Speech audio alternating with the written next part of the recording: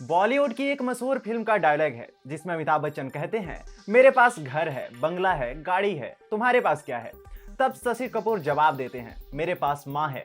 इस डायलॉग को हालिया अंतर्राष्ट्रीय परिवेश में अरब देशों के लिए परिवर्तित किया जाए तो काफी हास्यास्पद डायलॉग निकलकर सामने आएगा। जब दुनिया के बड़े देश बोलेंगे, मेरे पास विज्ञान है, तकनीक है, कला और संस्कृति है, तुम्हारे पास क्या है? तब अरब देशों की तरफ से रटा रटाया जवाब आएगा, मेरे पास तेल है। लेकिन अब अरब देश इस बात से अज्ञात हैं कि सिर्फ तेल के बलबूते अंतर्राष्ट्रीय स्तर पर दादागिरी नहीं चलती। अब भारत ने अपनी कूटनीति से इसका एहसास अरब देशों को भली भांति करा दिया है। नमस्कार, आप देख रहे हैं TFI, जो है देश का सबसे विश्वसनीय अल्टरनेट न्यूज मीडिया पोर्टल, और मैं अवनीश तिवारी आपको बताऊंगा कि कैसे भारत ने अपने तेल आयात की मजबूरी को मजबूती के रूप में परिवर्तित कर दिया है, जो अरब देशों की मुश्किलें बढ़ा सकती है। उससे पहले अगर आपने अभी तक हमारे चैनल को सब्सक्राइब नहीं किया तो जल्द से जल्द इसे सब्सक्राइब कर लें और कमेंट सेक्शन में अपनी प्रतिक्रिया भी दें। तो आगे बढ़ते हैं। जैसा कि हम जानते हैं, भारत के तेल आयातकों की सूची में इराक पहले स्थान पर और सऊदी अरब दूसरे स्थान पर है। लेकिन रूस और यूक्रेन के बीच चले भयंकर युद्ध के पश्चात दुनिया में काफी चीजें बदल गई।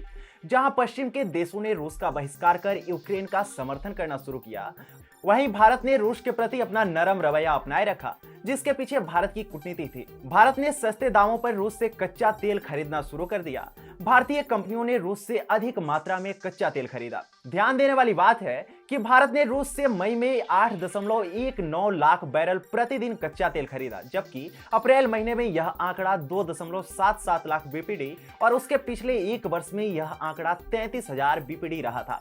इसके साथ ही सऊदी अरब को पीछे छोड़ते हुए रूस भारत का दूसरा सबसे बड़ा तेल आपूर्ति वाला देश बन गया। इराक अभी भी पहले स्थान पर है, लेकिन अब उसे यह डर सता रहा है कि भारत को तेल सप्लाई करने के मामले में रूस उससे कहीं आगे नहीं निकल जाए। अगर ऐसा होता है तो इराक और सऊदी अरब दोनों के लिए यह निश्चित ही खतरे की घंटी है। इसी के डर से इराक भी भारत को छूट देने का मन बना रहा है।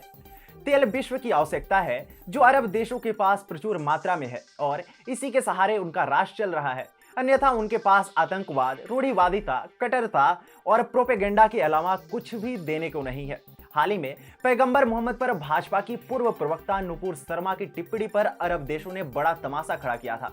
भारत को काफी खरी खोटी सुनाई थी, लेकिन भारत अपने इस कदम से खाड़ी देशों की अर्थव्यवस्था को खाड़ी में पहुंचाने की तैयारियों में लगा हुआ है।